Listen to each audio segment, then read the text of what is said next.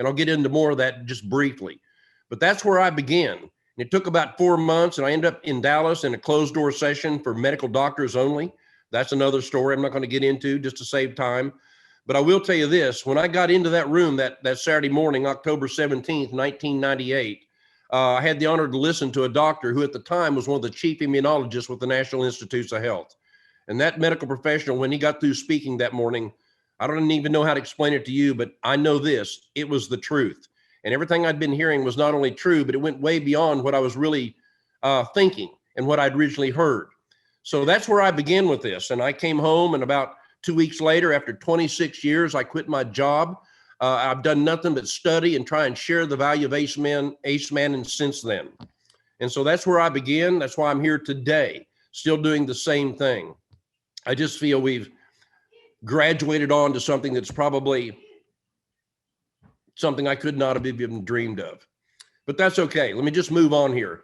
You know, what I want to touch on first, for those of you that joined me tonight, is just a little bit about where I come from with this Ace Manning and where I started, some 20 years ago in my thought process and what I wanted people to understand about this. So first of all, the Hope Movement, powered by Alivea, is just that, a social business platform.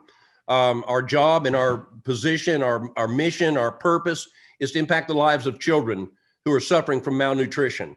Every single year there's over 6 million children that die simply because they don't get the nourishment. They get the food, but the food is so benign of active nutrients that really support their little bodies that most of them are dying of viral and bacterial related issues. Viral, think about that a minute. And for over 25 plus years, Sam Castor, who began Manna Relief Ministries, which is the ministry behind everything we're talking about here.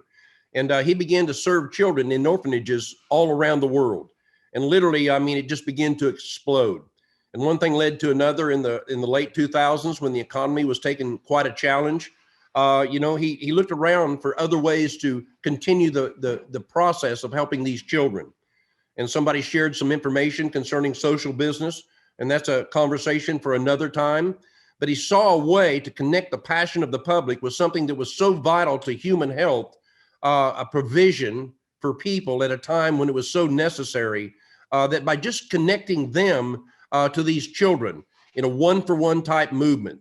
Some people say, well, you just inflate the price of the product, to pay for the children. That's not true. Actually, what we do is have a lesser price product because we don't pay all the advertising and all the other factors that go along with it.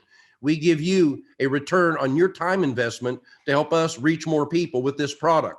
And that's your word of mouth, if how you want to refer to that. The best form of advertising, might I say.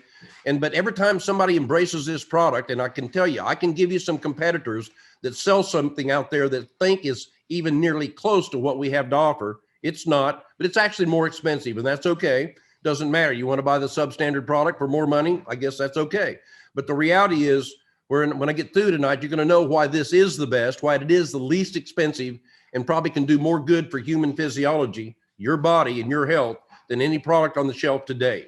So that's what we are here about with the Hope Movement. And there's